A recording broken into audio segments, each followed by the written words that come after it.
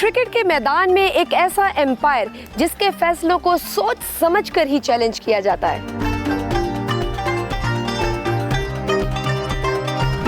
ICC समेत दुनिया भर के क्रिकेटर्स भी जिनकी अजमत और ईमानदारी की गवाही देते हैं। आज के बाकमाल में हमारे मेहमान हैं living legend umpire Aleem Dar. आइए उनसे मिलते हैं। अस्सलाम वालेकुम। वालेकुम सलाम। Welcome madam. कैसे हैं आप? ठीक है, शुक्र जी। Thank you for having us. आपने हमें इनवाइट किया। My pleasure please. Thank you.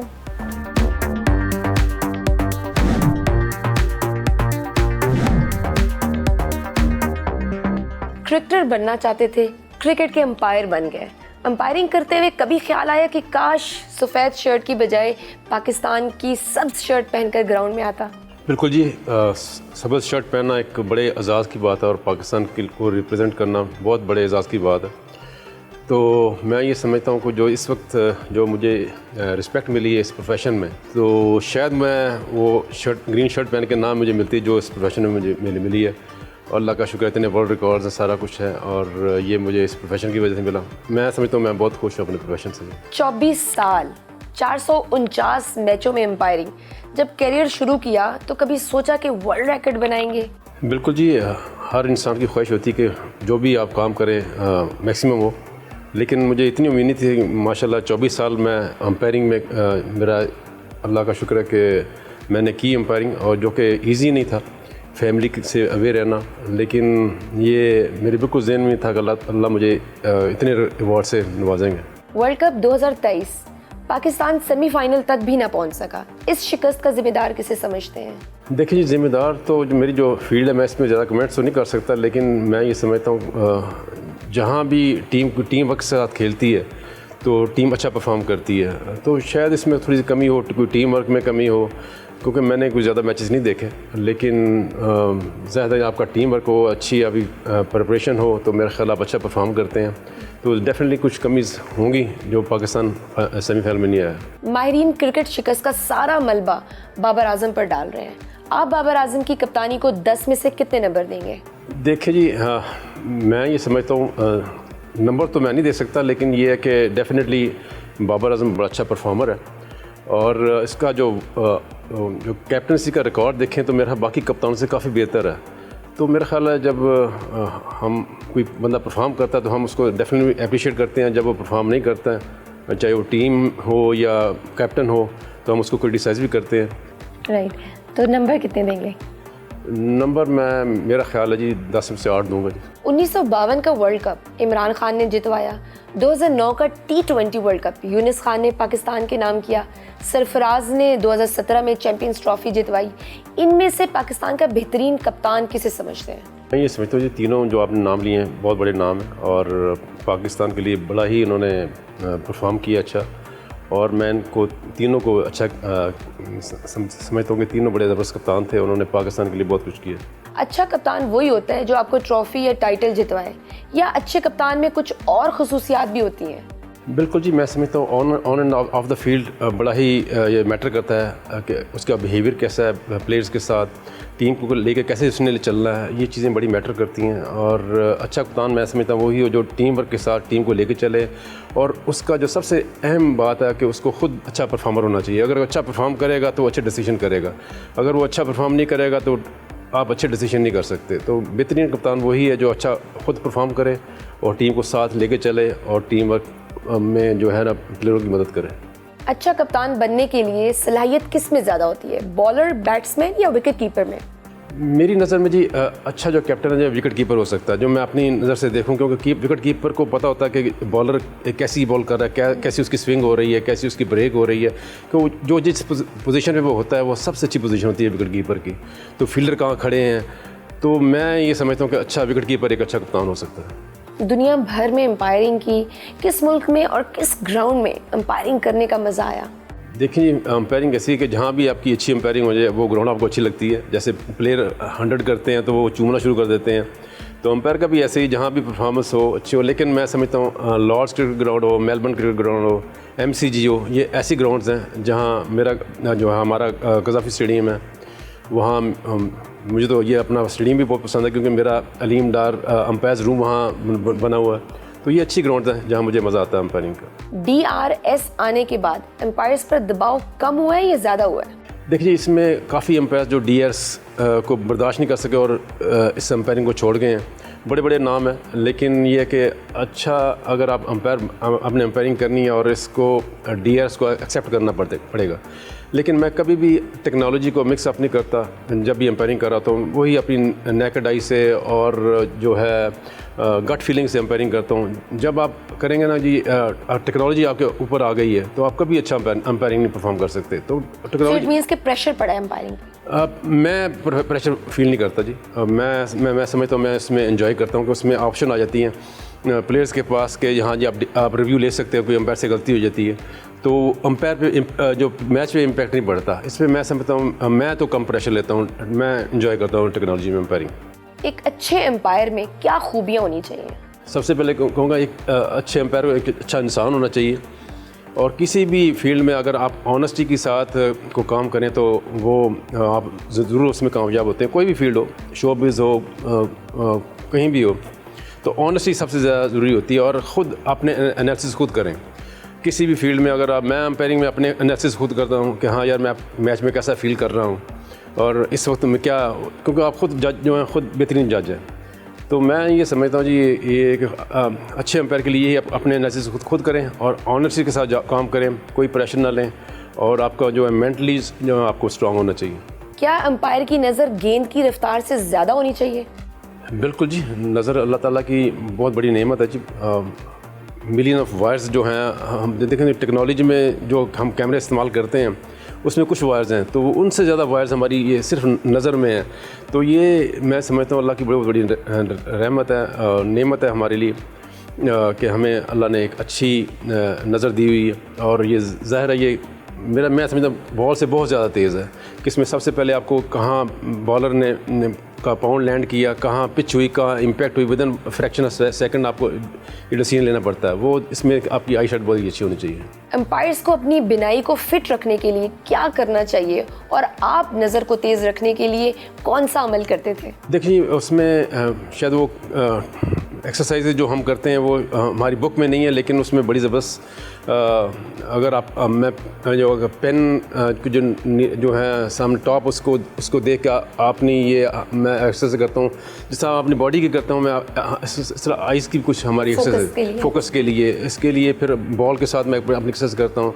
वो खैर अभी मैं एक्सपेरिमेंट तो नहीं कर सकता, लेकिन उसकी एक्सरसाइज है जो कि मैं अपकमिंग अंपायर्स को बताता हूँ। स्पिन बॉलर या फास्ट बॉलर, दोनों में किसकी गेंद पर अंपायरिंग करना मुश्किल काम है? इसमें जी डिपेंड करता है कि पिच का बिहेवियर कैसा है। जहाँ टर्निंग पिच है वहाँ इजी नहीं है अंपायरिंग करना। उसमें मैं ये समझता हूँ कि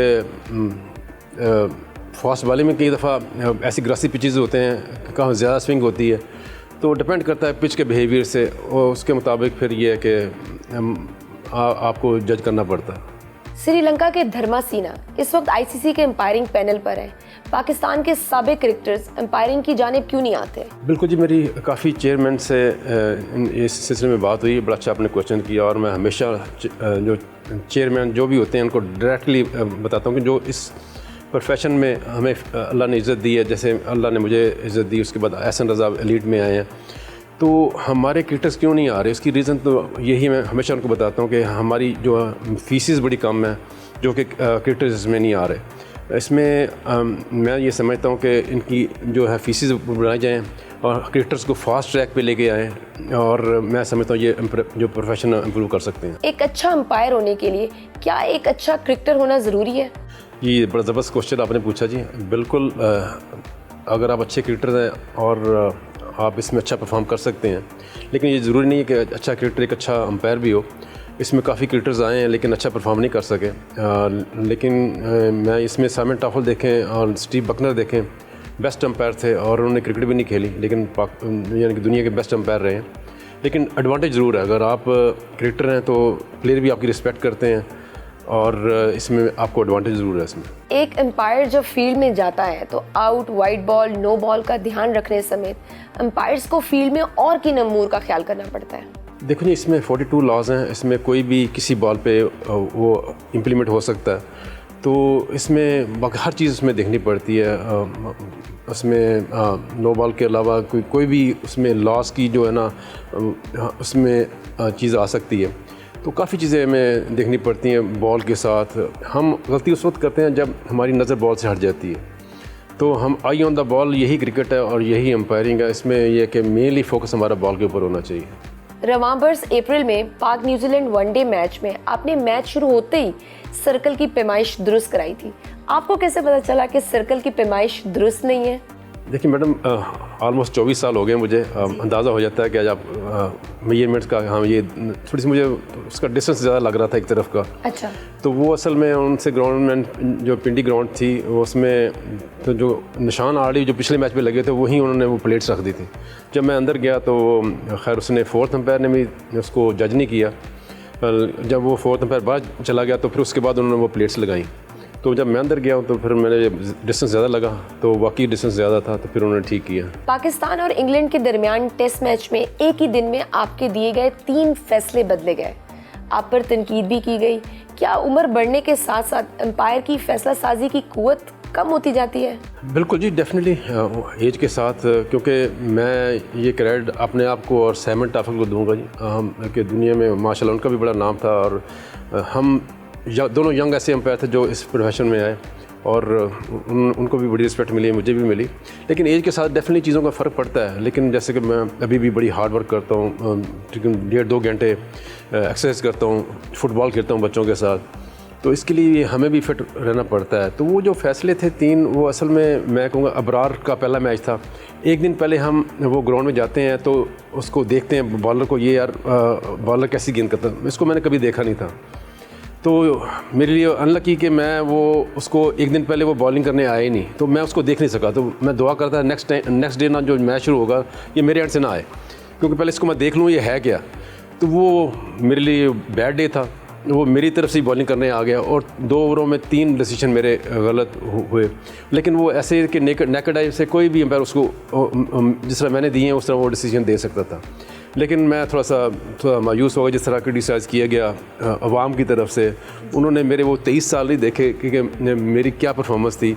तो मुझे ज़रूर जो कमेंट्स आए हैं उसका अफसोस था कि ये 3 डिसीजन को लेके, और उस 3 डिसीजन के बाद जो सबसे बड़ी बात थी, मैंने मैच रेफरी को बताया था अंपायर को कि मेरा नेक्स्ट कोई मेरा डिसीजन गलत नहीं होगा, और नेक्स्ट 4 दिन थे उसमें मेरा कोई डिसीजन गलत नहीं है। उन लोगों ने वो नहीं देखा, वो 3 डिसीजन पे उनकी नज़र थी। तो मैं समझता हूँ कि लोगों को थोड़ा सा जब क्रिटिसाइज़ करने वक्त थोड़ा सोचना चाहिए कि इस बंदे की परफॉर्मेंस क्या है, जो कि मेरे बाजू का नहीं सोचते वो। शेन वॉर्न ने 2013 के एशेज में स्टीवर्ट ब्रॉड को कैच आउट ना देने पर आपको बुरा एम्पायर कहा था। इस फैसले को एशेज के बुरे तरीन फैसलों में से एक कहा जाता है। आपने वो कैच आउट क्यों ना दिया? बिल्कुल जी, मैं समझता हूँ वो डिसीजन ऐसा था कि उस डिसीजन से मैच पे इम्पैक्ट पड़ा और वो जो ऑस्ट्रेलिया वो मैच हार गया। काफ़ी थिक एज थी वो, और क्योंकि उसमें गिलक्रिस्ट के ग्लव्स थे बिल्कुल बॉल के पीछे थे, जो कि उसमें जो बॉल का और उसका डिस्टेंस था वो बड़ा ही कम था।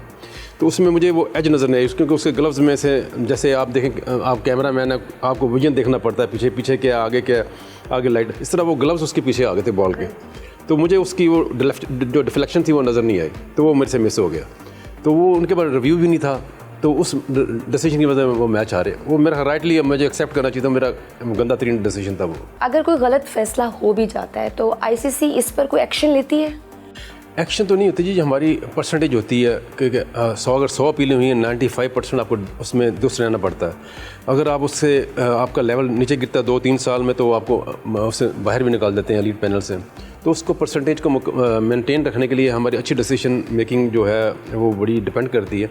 तो अगर आप अच्छे डिसीजन मेकर नहीं होते तो आईसीसी आपको निकाल देती है अपने पैनल से। ठीक है, चलिए हम लेंगे एक छोटी सी ब्रेक, देखते रहिए बाकमाल।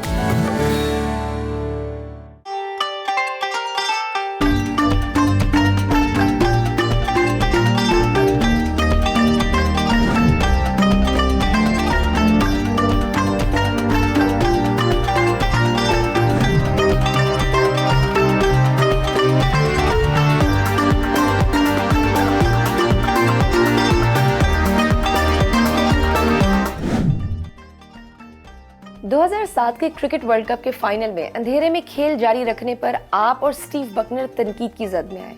2007 वर्ल्ड कप का फाइनल आपके करियर पर कितना असरअंदाज हुआ?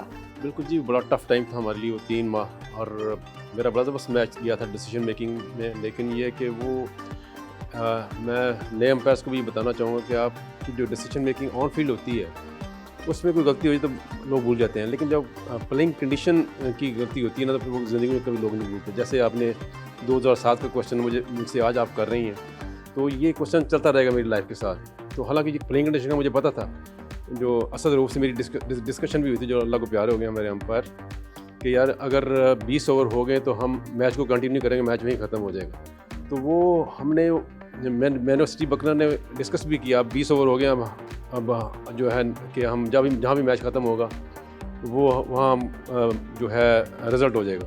लेकिन जब वो 20 ओवर हो गए, वहाँ आउट हुआ और बाहर से मैसेज आया कि ये आज 3 ओवर नहीं हुए तो कल आपको आना पड़ेगा, तो फिर वो हमने 3 ओवर करा दिए। लेकिन वो हम सबसे गलती थी, हालांकि हमें पता था प्लेइंग कंडीशन का, लेकिन हमसे गलती हो गई। तो मैसेज बाहर से आया था टीवी अंपायर की तरफ से, तो वो टाइम बड़ा टफ था हमारे पर। आईसीसी का फ़ोन आया कि आपको हम निकाल भी सकते हैं, लेकिन आप इतने अच्छे ऑफिशियल्स हैं सारे, हम आपको निकाल नहीं सकते। लेकिन उसके बाद उन्होंने हमें जो नेक्स्ट T20 वर्ल्ड कप था उसमें हमें सेलेक्ट कर दिया। तो बड़ा टफ टाइम था वो। जिस तरह बाकी दुनिया में एम्पायर्स कहते हैं कि पाक भारत मुकाबलों में एम्पायरिंग करना मुश्किल होती है, आपको किन 2 ममालिक के दरमियान मैच में एम्पायरिंग करना मुश्किल लगता है? देखिए जी, मैंने एशेज़ के माशाल्लाह सबसे ज़्यादा मैचेस किए, इंग्लैंड ऑस्ट्रेलिया के सबसे मैचेस किए, और इंडिया के बड़े मैंने मैचेस किए। और मेरे भी जो मैं समझता हूँ टफ टाइम था ना किसी भी अंपायर के लिए, जब आप होम कंट्री का मैच कर रहे हो, जब पाकिस्तान का बांग्लादेश से भी मैच हो रहा हो, मेरे लिए वो टफ है, क्योंकि कोई डिसीजन पाकिस्तान के हक में ना चला जाए, कुछ उनके अगेंस्ट ना चला जाए, तो सारी चीज़ें देखनी पड़ती है। मैं समझा होम अंपायर्स के लिए, जो कि हमारे जो साबिक़ कप्तान थे, उन्होंने कहा जी होम अंपायर्स नहीं होने चाहिए, न्यूट्रल अंपायर होने चाहिए। तो उसमें मैं समझता हूँ उनका बड़ा अच्छा डिसीजन था कि हम जो होम अंपायर पे ज़्यादा प्रेशर होता है। फील्ड में किस कप्तान ने हमेशा आपसे ताउन किया और कौन सा कैप्टन हमेशा आपके फैसलों पर उलझता था? मेरा ख्याल जितना मेरा अंपायरिंग कैरियर में पाकिस्तान के मैचेस बड़े कम किए हैं, लेकिन पाकिस्तानी जो कैप्टन्स हैं सारे बड़े सपोर्टिव, बड़ी रिस्पेक्ट करते हैं। और बाकी सारे आप अच्छा परफॉर्म करें तो डेफिनेटली प्लेयर से आपको रिस्पेक्ट मिलती है। कुछ लोग होते हैं, कुछ ऐसे होते हैं ना जो आपके हर फैसले पे वो तनकीद करते हैं बिला वजह। नहीं, अब तो मेरे ख्याल मैच रेफरी आ गए हैं, अब तनकीद आप नहीं कर सकते। अगर आप तनकीद करेंगे आपको जुर्माना हो जाएगा। तो मैच रेफरीज के आने से बड़ा फ़र्क पड़ा है। तो ऑस्ट्रेलियन काफ़ी सख्त थे, लेकिन अब मेरा ख्याल काफ़ी वो बेहतर हो गए हैं। कि पहले काफ़ी बहस करते थे, लेकिन अब इसमें काफ़ी बेहतरी आ गई। तो मेरे ख्याल बाकी आप अच्छा परफॉर्म करेंगे तो प्लेयर आपकी रिस्पेक्ट करते हैं। बाज़ बॉलर्स गैर ज़रूरी अपील्स भी करते हैं, आपको कभी इस तरह के बॉलर्स का सामना रहा और उनसे कैसे निपटते हैं? क्योंकि मैंने ज़्यादा मैचेस बाहर किए हैं, और बाहर जो टीमें ना बड़े ही प्रॉपर तरीके से अपीलें करती हैं, लेकिन उससे हमारी परसेंटेज भी बनती है अंपायरिंग की। इतनी अपीलें हुई, इतने डिसीजन राइट हुए, उसके हिसाब से हमारी जो ना परसेंटेज बनती है। लेकिन ये मैं समझता हूँ एशियन जो टीमें हैं को अननेसेसरी अपील्स होती हैं, उसमें अंपायर्स का फ़ायदा तो होता है, लेकिन ज़्यादा जो है कि टीमें, मैं नाम तो नहीं लूँगा, लेकिन एशियन टीमें ज़्यादा अपील करती हैं, जो कि गैर ज़रूरी होती अपील है। आउट देने पर खिलाड़ी गुस्से का इज़हार भी करते हैं, कभी ऐसा भी हुआ कि किसी खिलाड़ी के साथ दोस्ती थी और उसको आउट दिया तो वो नाराज़ हो गया? देखिए जी, मेरा ख्याल है जब आप अंपायरिंग कर रहे हो ना, तो उस वक्त ये कि आप कोई भी जो क्रिकेटर खासकर आपका दोस्त नहीं होता, उस वक्त आप भी जो बेस्ट तरीके से आप कर रहे होते हैं अंपायरिंग। लेकिन ये मैं समझता हूँ कि क्रिकेटर्स को जो है, ख़ासकर अंपायर्स को क्रिकेटर से अवेयर रहना चाहिए, डिस्टेंस रहना चाहिए, कि जब आप उनको गलत आउट दे देंगे तो कोई दोस्ती या जो आपका अच्छा रिलेशनशिप है वो कभी भी उसमें ना अपनी आंखें फेर लेंगे।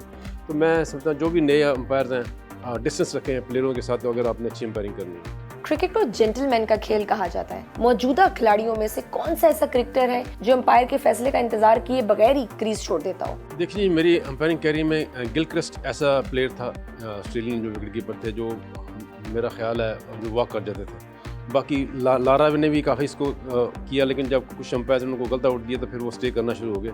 तो मेरी नज़र में गिलक्रिस्ट ऐसा प्लेयर था दुनिया का, जो कि जब आउट होता था वो वॉक कर जाता। मौजूदा खिलाड़ियों में से कोई ऐसा है?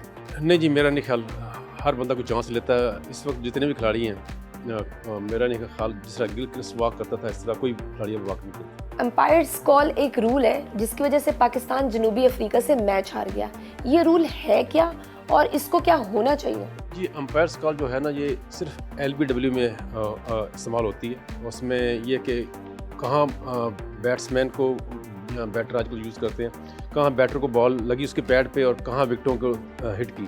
तो वहाँ ये है कि 50% से ज़्यादा अगर इम्पैक्ट होता है तो वो उस पर एम्पायर्स कॉल लिख के आ जाता है। इसी तरह विकेटों को जब हिट करती है बॉल 50% से कम जब लगेगी तो एम्पायर्स कॉल आ जाएगी। तो ये डिसीजन जो है ना अंपायर के हक़ में होता है, चाहे अंपायर ने टीम के अगेंस्ट दिया या टीम के हक़ में दिया किसी के, लेकिन ये अंपायर का डिसीजन करेक्ट तस्लीम किया जाता है। लेकिन मैं ये समझता हूँ कि अंपायर्स कॉल को निकाल के सिर्फ हिटिंग का इम्पैक्ट इन लाइन होना चाहिए, हिटिंग द स्टंप होना चाहिए, ताकि जो कि अंपायर जो कंट्रोवर्सी में आ जाते हैं कि यार इतनी हमारे अंपायर्स कॉल हमारे खिलाफ गई, इतनी इनके हक़ में गई, तो इससे वो बच जाएंगे अंपायर्स। जहाँ भी बॉल हिटिंग कर रही है स्टंप्स को, वहाँ हिटिंग आना चाहिए, अंपायर्स कॉल नहीं आना चाहिए। बिल्कुल, और उसमें बाइसनेस भी वो फिर ऐड कर देते हैं ना कि ये 22 हो गया अंपायर। बिल्कुल बिल्कुल ऐसा ही है जी। आईसीसी के एलीट पैनल और इंटरनेशनल अंपायरिंग पैनल में क्या फ़र्क है? एलीट अंपायर जो होते हैं जी वो दुनिया के जो जितने भी टेस्ट प्लेइंग कंट्रीज़ हैं उनमें वो चूज़ करते हैं आईसीसी, जो उनकी जो परफॉर्मेंस पर बेस करती है, जो इंटरनेशनल अंपायर्स होते हैं। जैसे पाकिस्तानी जो है इस वक्त 3 अंपायर्स हैं जो इंटरनेशनल पैनल के ऊपर हैं, जो अच्छा परफॉर्म करेंगे वो एलीट में जाएंगे। तो वो एलीट में इस वक्त 12 अंपायर्स हैं जो कि आईसीसी से उनका कॉन्ट्रैक्ट होता है, तो उनको अच्छी सैलरी भी देते हैं और वो एलीट होते हैं। जो इंटरनेशनल अंपायर जो होते हैं, जो जिस तरह पाकिस्तान ने 3 अंपायर्स, जितनी भी टेस्ट प्लेइंग कंट्रीज़ हैं उनके जो अंपायर्स होते हैं वो इंटरनेशनल पैनल के अंपायर्स होते हैं। एक अंपायर को इंटरनेशनल अंपायर बनने में कितना वक्त लगता है और आपने कितना अरसा लोकल सतह पर अंपायरिंग की? इस सिलसिले जी मैं समझता हूँ मैं दुनिया का वाहिद अंपायर हूँ और लकीस्ट तरीन अंपायर हूँ कि मैंने विद इन 1 ईयर मैंने इंटरनेशनल अंपायरिंग में आ गया था। आजकल मैं समझता हूँ बाबर आजम भी इस फील्ड को ज्वाइन करना चाहे तो 6 से 7 साल लगेंगे इंटरनेशनल अंपायर बनने में। इस वक्त जो मैं देख रहा था, मैंने अभी हाल ही मैंने फ़र्स्ट क्लास का मैच किया डोमेस्टिक का, और मेरे वो 29th मैचेस थे वो डोमेस्टिक के, और 145 मेरे टेस्ट मैचेस हैं, तो बहुत डिफरेंस है। तो ये मैं समझता हूँ ये मैं बड़ा लकी अंपायर हूँ कि विद इन 1 ईयर मैं एक इंटरनेशनल अंपायर बन गया था। क्रिकेटर तो बहुत पैसे कमाते हैं, शाहाना ज़िंदगी गुजारते हैं, एलीट पैनल में शामिल अंपायर कितने पैसे कमा लेते हैं? फिगर तो मैं नहीं आपको बताऊंगा जी, लेकिन ये है कि अच्छा पैकेज होता है जो एलीट अंपायर्स का, सैलरी भी उनको डॉलर्स और पाउंड्स में मिलती है। मैं ये समझता हूँ अभी भी जो कि पाकिस्तान के टॉप जो क्रिकेटर्स हैं उनसे काफ़ी कम है, उनसे ज़्यादा नहीं है। ऑस्ट्रेलिया, इंग्लैंड या न्यूजीलैंड से ताल्लुक़ रखने वाले अंपायर्स और एक पाकिस्तानी अंपायर की आमदन में कितना फ़र्क है? देखिए जी, यही मेरी हमेशा रिक्वेस्ट रहती है पाकिस्तान क्रिकेट बोर्ड से कि जब तक आप फ़ीस को अच्छा नहीं करेंगे कोई भी इसमें इंटरनेशनल प्लेयर या टेस्ट प्लेयर इसमें नहीं आएंगे। अभी जैसे कि मैं अभी डोमेस्टिक क्रिकेट कर रहा हूँ, उसमें मैं जो अपकमिंग अंपायर उनको मैं ट्रेंड कर रहा हूँ जो कि आगे जाके इंशाल्लाह एलीट में भी आएंगे। इसी तरह मैं क्रिकेटर्स को भी देखता हूँ जो कि जिनकी एज 35 के करीब हो गई है, मैं उनको रिक्वेस्ट करता हूँ या इस फील्ड में आएँ, लेकिन वो उस वक्त ही आएंगे जब आप उनको अच्छा पैकेज देंगे। तो मैं हमेशा क्रिकेट बोर्ड से रिक्वेस्ट बाहर कितना उनको पैकेज मिलता है? बाहर हमारे से बहुत ज़्यादा है, और मैं ये समझता हूँ यहाँ जो पैसे हमें मिलते हैं वहाँ सर्वाइव करना मुश्किल है किसी भी अंपायर के लिए। तो बाहर का आप कोट नहीं करेंगे कि अंदाज़ा इससे हो जाए ना कि कितना उनको कितना मिलता है? बाहर मैं समझता हूँ लाखों में जी मिलते हैं जो उनका कॉन्ट्रैक्ट। जैसे इंग्लिश अंपायर्स हैं, मेरा ख्याल है उनको मोर देन 75 लाख होगा मेरा ख्याल है डेफिनेटली। और अगर कंपेयर किया जाए पाकिस्तान तो कितने % कम है उनसे? पाकिस्तान में बहुत ज़्यादा कम, बहुत ज़्यादा। मैं समझता हूँ ये बड़ा ही मायूस कौन है जो हमारे डोमेस्टिक क्रिकेट में हमें मिलता है, जिसमें इम्प्रूवमेंट आनी चाहिए डेफिनेटली हमें। लीग क्रिकेट आने की वजह से क्रिकेटर्स फाइनेंशियली बहुत साउंड हो गए हैं, क्या इसका इम्पैक्ट एम्पायर्स की लाइफ में भी पड़ा है? बिल्कुल डेफिनेटली पड़ा है। इसमें लीग अभी मैं करके हूँ, अमेरिका में 2 लीग्स करके हूँ, अभी मैं T10 अबू धाबी में जा रहा हूँ, फिर मैं एमिरेट्स लीग पे जाऊँगा, फिर PSL है, उसमें काफ़ी अच्छे पैसे मिलते हैं। और मैंने जो भी मेरे 2-3 साल अभी अंपायरिंग के रह गए, मैंने ये डिसाइड किया कि जो भी मेरे लीग के पैसे हैं मैं अपनी फाउंडेशन को दूँगा इंशाल्लाह। जिस तरह तमाशाई खिलाड़ियों पर हुटिंग करते हैं, क्या एम्पायर्स पर भी हुटिंग होती है और आपको भी कभी इसका सामना करना पड़ा? देखिए आजकल जैसे सोशल मीडिया का दौर है काफ़ी, जैसे मैंने पहले भी कहा कि ज़रूर देखेंगे, चाहे क्रिकेटर हो, किसी को आप अपने क्रिटिसाइज़ करना या किसी अंपायर को करना, उसका बैकग्राउंड ज़रूर देखें। ये नहीं कि आप एक आधे मैच पे आप उसको इतना डिमोरलाइज़ कर दें कि वो बेचारा और गिर जाए। तो मैं समझता हूँ उसको अप्रिशिएट भी करना चाहिए, प्लेयर को भी और अंपायर्स को भी। लेकिन वोटिंग डेफिनेटली होती है, आजकल सोशल मीडिया का दौर है जी, और लोग इसमें मेरा ख्याल है वही वोटिंग करते हैं ज़्यादा, या जिन्होंने कुछ शर्तें लगाई होती हैं मुझे लग रहा है। वरना ये मैं समझता हूँ कि ये बड़ा थैंकलेस जॉब है और हमें चाहिए अप्रिसिएशन इसमें। अक्सर खिलाड़ी रिटायरमेंट के बाद एकेडमी बनाते हैं ताकि अपने जैसे मज़ीद क्रिकेटर्स तैयार कर सकें। आप भी क्या मुस्तकबिल के अलीम डार तैयार करने के लिए कुछ कर रहे हैं? देखिए, जैसे मैंने पहले बताया, मैं डोमेस्टिक क्रिकेट में अब अंपायरिंग शुरू की है। इसमें मुझे अल्लाह ने रिस्पेक्ट दी है, मैं अपने नए अंपायरों में वो सर्व करूँ। तो मैंने पाकिस्तान क्रिकेट बोर्ड से रिक्वेस्ट की, मुझे मेरे साथ यंग अंपायर लगाए जिनका आगे चांस है, और जो मोर देन 50 ईयर्स के अंपायर हैं उसके साथ ना लगाएं जिसका कोई चांस ही नहीं है। तो उन्होंने मेरे साथ यंग अंपायर लगाए, उनको मैंने काफ़ी उनकी फ़ीडबैक भी दी है कि ये इनका क्या चांस है। तो इसके साथ ये है कि मेरी क्रिकेट अकेडमी भी है जी, वहाँ डेफ बच्चे भी हैं माशाल्लाह, 6 बच्चे पाकिस्तान डेफ की तरफ से खेल रहे हैं। अच्छा। हमारी जो अकेडमी है डेफ बच्चों को सपोर्ट करती है, हमारी क्रिकेट अकेडमी ब्लाइंड क्रिकेट को सपोर्ट करती है। और जो बच्चे अफोर्ड नहीं कर सकते हम उसको फ्री ऑफ कॉस्ट जो ट्रेनिंग देते हैं और सामान भी देते हैं। क्योंकि मैं क्रिकेटर बनने आया था, क्रिकेटर नहीं बना। मैं चाह रहा हूँ कि मेरी अकेडमी से लड़के प्रोड्यूस हो और पाकिस्तान का नाम रोशन करें। अंपायरिंग की दुनिया में आपका रोल मॉडल कौन है और पाकिस्तानी अंपायर्स में से आपका फेवरेट कौन है? देखें जी, इसमें मैंने स्टीव बकनर को देख के अंपायरिंग शुरू की और मैं तो उनको ही रोल मॉडल कहूँगा। लेकिन मैं बड़ा लकी समझता हूँ कि मेरे अब उससे ज़्यादा मैचेस हो गए और वर्ल्ड में सबसे ज़्यादा मैचेस हैं, वर्ल्ड रिकॉर्ड मैचेस में। तो मैं आपको बड़ा खुशकिस्मत समझता हूँ जिसको मैंने रोल मॉडल बनाया, उससे ज़्यादा मेरे मैचेस हैं। तो मैं ये समझता हूँ ये कि। और पाकिस्तान में आपका फेवरेट कौन? फेवरेट अच्छे एम्पायर हैं, जैसे अब एहसन रज़ा भी आए हैं और राशिद रियाज हैं, आसिफ यकूब है और हमारे अच्छे एम्पायर्स इसमें बाकी जो आ रहे हैं। एक अफरीदी है, वो भी अच्छा परफॉर्म कर रहे हैं। इस वक्त दुनिया का बेहतरीन एम्पायर किसे समझते हैं? देखिए, डिपेंड करता है, जिस तरह प्लेयर का डे होता है उसमें एम्पायर्स का भी होता है। और ज़ाहिर है कि आप जितना भी खासकर एलीट में सर्वाइव कर सके, मैं समझता हूँ वो अच्छा अंपायर ही होता है। एलीट में मतलब है कि कोई ईजी नहीं है सर्वाइव करना। जैसे मैंने 19 साल एलीट में अंपायरिंग की, तो मैं समझता हूँ जो एलीट में होते हैं अच्छा ही परफॉर्म करते हैं। अब तो ख़वातीन भी अंपायरिंग की जानिब आ रही हैं। ख़वातीन अंपायर्स के मुतालिक आपकी क्या राय है? बिल्कुल जी, इसमें कुछ मैंने मैचेस देखे हैं, अच्छा परफॉर्म कर रही हैं। और मैं समझता हूँ जो ख़वातीन की मैचेस कर रही होती हैं वो जो मर्द हैं उसमें जो कर रहे होते हैं उनसे ज़्यादा अच्छा परफॉर्म करती हैं। तो उनको हाइट का पता होता है, उनको मेरा ख्याल उनसे उनका मैंने कुछ देखे मैचेस उसमें अच्छा परफॉर्म कर रही हैं ख़वातीन। और ये अच्छी बात है, मैं समझता हूँ कि ख़वातीन के मैचेस में, जो कि मैं समझता हूँ मेरे लिए मुश्किल तरीन होता था, मैंने कुछ मैचेस किए ख़वातीन के, मेरे लिए इजी नहीं था। अब ख़वातीन आ गई हैं, मेरा ख्याल है वो ख़वातीन ही अच्छा मेरा ख़वातीन क्या ज़्यादा अच्छे से बारीकियाँ नोट कर सकती हैं? मेरा ख्याल है ज़्यादा अच्छे तरीके से कर सकती हैं और बिल्कुल मेरा अच्छा परफॉर्म भी कर रही हैं। राइट, चले हम लेंगे एक छोटी सी ब्रेक के बाद हम जानेंगे इनकी फैमिली के बारे में भी। देखते रहिए बाकमाल।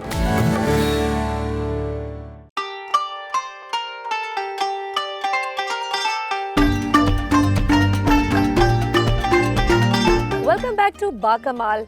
ब्रेक से पहले आपने कहा कि जो भी लीग्स आप खेलेंगे उसके जितने भी पैसे होंगे वो आप अपनी फाउंडेशन के लिए वक्फ करेंगे। अलीम डार फाउंडेशन बनाने का क्या मकसद है और ये किस चीज़ के लिए काम करती है? ये अलीम डार फाउंडेशन के 4 मेनली मकसद हैं। एक तो मैं इन बच्चों के थैलेसीमिया के बच्चों के लिए तकरीबन 7 साल से इन्वॉल्व हूँ, उन बच्चों के लिए ब्लड इकट्ठा करना। तो मेन हमारा मकसद इंशाल्लाह ये होगा कि इस मर्ज़ को पाकिस्तान से ख़त्म करना, जो कि बाकी काफ़ी सारे सेंटर्स थैलेसीमिया को बच्चों को ब्लड लगा रहे हैं, लेकिन ये तो जो इस दुनिया में आ गए हैं उनको तो हमने ट्रीट करना है। लेकिन मेरा मेन मकसद है कि पाकिस्तान गवर्नमेंट ऑफ पाकिस्तान से बिल पास कराया जाए ताकि शादी से पहले जिस भी का भी निकाह हो, शादी से पहले टेस्ट कराएं ताकि इस तरह के बच्चे पैदा ना हो। ये हमारा मेन मकसद ये है। फिर हमारा फ्री एम्बुलेंस का है इंशाल्लाह जी। उसके बाद यहाँ टेक्निकल एजुकेशन का हमारा प्रोग्राम है जी। और टेक्निकल एजुकेशन जो बच्चे FA मैट्रिक FA BA पास हैं, स्किल लेबर, जिनके पास जॉब नहीं है और वो अपनी फैमिली को नहीं संभाल सकते, वो मुल्क में रह के और मुल्क से बाहर जाकर अपनी फैमिली को जो है ना सपोर्ट कर सकें। उसके अलावा हमारा ब्लड बैंक बनाने का प्रोग्राम है कि जहाँ क्योंकि एक्सीडेंट हो जाता है, लोगों को ब्लड नहीं मिलता और अल्लाह को प्यारे हो जाते हैं। तो ये हमारे 4 मकसद हैं अलीम डार फाउंडेशन। आपके खैराती इदारे को कितनी फंडिंग मिल रही है और क्या क्रिकेटर्स भी डोनेशंस देते हैं? देखिए जी, अभी बिल्कुल हमारा स्टार्ट है और इसमें अभी तो खुद ही मैं इंशाल्लाह इसको अल्लाह का शुक्र है मैं मैनेज कर रहा हूँ। और लोग इसमें अभी जैसे ज़िम्बाब्वे जो के मुसलमानों ने हमें जो है फ्री एक एम्बुलेंस दी। इंग्लैंड के लोग जो लोगों ने हमारे लिए लैब में तकरीबन 1 करोड़ रुपये दिया हमें कि हमें लैब हमने कहा जी हमें पैसे नहीं चाहिए, हमें जो है हमारी मशीनरी वो ले दें। तो हमारा जो मेन इंशाल्लाह मकसद यही होगा कि इस मर्ज़ को ख़त्म किया जाए। अच्छा, पाकिस्तानी सियासत में एम्पायर्स की उंगली और थर्ड एम्पायर जैसी इस्तेलाहात इस्तेमाल हो रही है, इसको कैसे देखते हैं? बिल्कुल जी, इसको काफ़ी मेरा ख्याल है इसमें इसको इस्तेमाल किया गया है और मुझे डर था कि कहीं मेरा नाम भी ना जाए जहाँ अंपायर का नाम आता है लेकिन शुक्र अल्लाह का कि मेरा इसमें नाम नहीं आया और मैं थोड़ा सा कोशिश करता हूँ कि सियासत से इधर आवे ही रहा जाए। अच्छा, बिली बॉर्डन ऐसे आउट देते हैं और आप ऐसे देते हैं, क्या इन दोनों आउट में कोई फ़र्क है? बिल्कुल नहीं, आउट तो आउट ही होता है, लेकिन ये है कि उसकी ये क्रिकेटिंग जो फिंगर है बड़ी मशहूर है और उससे जो एक्शन है देखिए उसको भी अल्लाह ने ऐसी रिस्पेक्ट दी कि अपने एक्शन की वजह से इतना मशहूर हो गया। और मेरा जो है सबसे क्लोज़ फ्रेंड बिली बॉर्डन ही है अंपायरिंग में। और सबसे ज़्यादा मैं जो अपनी अंपायरिंग एंजॉय की है असद रऊफ के साथ एंजॉय की है और बिली बॉर्डन के साथ की है। 1992 की वर्ल्ड कप जीतने वाली टीम के कप्तान न्यूट्रल एम्पायर की इस्तेलाह भी बहुत इस्तेमाल करते हैं। आपके ख्याल में एक अच्छा अंपायर होने के लिए उनका न्यूट्रल होना ज़रूरी है? जी, मैं ये समझता हूँ किसी भी फील्ड में अगर आप न्यूट्रल हैं और अच्छे तरीके से परफॉर्म कर रहे हैं और इसमें यह है कि आप ऑनेस्टी के साथ काम कर रहे हैं तो आप अच्छा परफॉर्म करेंगे। तो न्यूट्रल अंपायर जो है बड़ा ज़रूरी है और क्योंकि आपको न्यूट्रल होना ज़रूरी है, ख़ासकर जब अपने मुल्क की आप अंपायरिंग कर रहे होते हैं, वो सबसे मुश्किल काम है। तो उसमें जो लोग ज़्यादा उंगली उठाते हैं, प्लेयर ज़्यादा उंगली उठाते हैं, ये अपने मुल्क की फेवर कर गया। तो मैं समझता हूँ आप न्यूट्रल होंगे तो बड़ा अच्छा परफॉर्म भी करेंगे और सेटिस्फाई भी होंगे। जब घर में क्रिकेट मैच देख रहे होते हैं तो एज ए एम्पायर देख रहे होते हैं या बस एज ए शायकीन देख रहे होते हैं? जी बिल्कुल, मैं समझता हूँ मैं अपने यंगस्टर्स के लिए भी ये कहूँगा, बड़ा अच्छा क्वेश्चन आपने किया कि जब भी आप अंपायरिंग करें, जो अंपायरिंग फील्ड में हैं, तो आप जो बेस्ट प्रैक्टिस है, जो टीवी आप मैच देख रहे हैं वो प्रैक्टिस है कि वैसे ही देखें कि हाँ जी बॉलर का फुट कहाँ लैंड किया, कहाँ पिच हुई, कहाँ इम्पैक्ट हुआ। तो वो अपने मैं हमेशा देखता हूँ अंपायरिंग की नज़र से कि अपनी वो प्रैक्टिस कर रहा होता हूँ जब भी मैं कर रहा होता हूँ। तो ये बड़ी अच्छी प्रैक्टिस है टीवी के ऊपर और इससे आप बड़ा कुछ सीखते हैं। अंपायरिंग के दौरान कोई ऐसा वाकया, कोई ऐसा फ़नी वाकया जिससे आप अभी भी याद करते हैं तो हंसी आ जाती है? इसमें महसूस होते हैं। मैं और अशोका डिसिल्वा न्यूजीलैंड में अंपायरिंग कर रहे थे और अच्छा उन्होंने मजाक किया। 2 बंदे थे, वो जब लंच का वक्फा हुआ हम अंदर अंपायरिंग करने जा रहे तो हमने देखा हम बिल्कुल हमारे हुलिये में 2 अंपायर ऑलरेडी खड़े हैं। तो सिक्योरिटी ने हमें पकड़ लिया कि हाँ आप कहाँ जा रहे हो, ऑलरेडी 2 अंपायर अंदर खड़े हैं। तो फिर जब उनको पता चला ये असल अंपायर ये हैं वो नहीं है, तो बड़ा अच्छा लगा वो। फिर हमने, हालांकि वो किसी को अलाउ नहीं होता अंदर जाना, लेकिन हमने उनसे स्पेशल रिक्वेस्ट की कि इनको छोड़ दें, बड़ा अच्छा मजाक था ये वाला, तो वो बड़ा अच्छा लगा। क्रिकेट के अलावा कौन सा खेल पसंद है? क्रिकेट के अलावा जी मैं समझता हूँ मैं टेबल टेनिस रेगुलर खेलता हूँ और घर में भी खेलता हूँ, यहाँ मेरे दोस्त हैं उनके घर जाके भी खेलता हूँ। अच्छा। तो आपकी वो रिफ्लेक्टिव्स के लिए वो बड़ा अच्छा है कि आप जब टेबल टेनिस खेलते हैं ना, ये जो क्रिकेटर्स हैं ये भी टेबल टेनिस लाजमी खेलते हैं, तो आपका ना वो आई साइट बड़ी अच्छी उसमें हो जाती है और उसमें अच्छी प्रैक्टिस है टेबल टेनिस में। आप किसी और खेल की ऐसे एम्पायरिंग करने का भी कोई इत्तेफाक हुआ या कोई ऑफर हुई? अंपायरिंग के अलावा मैंने, मेरा नहीं ख्याल कहीं और अंपायरिंग की या किसी का मैं रेफरी बना हूँ, लेकिन ये है कि हमारे जो फुटबॉल का मैं असल में खेलता हूँ। अच्छा। उसमें कभी कभी मैं विसल पकड़ लेता हूँ। राइट। करियर का कोई यादगार मैच जो आपको अभी भी याद हो? देखिए बड़े अल्लाह का शुक्र है 24 साल में मेरे बड़े अच्छे मैचेस भी हुए हैं। 434 जो चेज़ हुआ था ऑस्ट्रेलिया वर्सेस साउथ अफ्रीका, वो उसमें मैं खड़ा था। और इसके अलावा वर्ल्ड कप के फाइनल मैंने किए हैं मैचेस, HFA ट्रॉफी के फाइनल मैंने मैचेस किए हैं। तो ये सारे मैं समझता हूँ बड़े यादगार मैचेस हैं मेरे लिए। जिस तरह खिलाड़ी बेहतरीन कारकर्दगी पर स्टैम्प्स या गेंदें अपने पास रख लेते हैं, उस तरह की कुछ आपने भी अपनी यादगारें इकट्ठी की हुई हैं? बिल्कुल जी, मेरे पास बॉल्स भी हैं, स्टम्प्स भी हैं, बल्कि मैंने अपने वो जो वर्ल्ड कप में मेरे शूज़ मैंने इस्तेमाल किए हैं, चैंपियंस ट्रॉफी के मैंने शूज़ इस्तेमाल किए हैं, वो भी मेरे पास पड़े हुए हैं। अच्छा। तो पूरी एक गैलरी मेरे पास है जी पूरी। और मैं समझता हूँ जब मैं उस गैलरी में जाता हूँ तो मेरी जो जितनी भी कोई परेशानी है, थकावटें सारी दूर हो जाती हैं। अपनी फैमिली के बारे में बताइए, कितने बच्चे हैं और क्या करते हैं? मेरे मैडम माशाल्लाह 3 बच्चे हैं। बड़ा बेटा माशाल्लाह हाफ़िज़ कुरान है। अच्छा। और वो रेस्टोरेंट का बिज़नेस कर रहा है। और मिडिल वाला बेटा वो क्रिकेट छोड़ गया, अब वो प्रॉपर्टी का बिज़नेस कर रहा है दुबई में। और सबसे छोटा बेटा जो है हुसैन, वो हेयरिंग इम्पेयर्ड है माशाल्लाह, वो अभी स्कूल में जाता है। तो उनको अंपायरिंग करने का शौक नहीं हुआ? ज़रूरी नहीं कि क्रिकेटर के बच्चे क्रिकेटर बने और अंपायर के बच्चे अंपायर बने। आपके वालिद पुलिस ऑफिसर थे, आप क्रिकेट के अंपायर थे, दोनों कवानीन पर अमल दरामद कराते हैं, तो आपके वालिद ने आपको कितना सपोर्ट किया? बिल्कुल जी, मैं समझता हूँ जो कुछ भी हूँ मैं अपने वालिदैन की तरफ से हूँ। और मुझे सबसे ज़्यादा जो मेरे लाइफ में जो रहेगा कि मेरी वालिदा ने हमेशा स्ट्रगल की।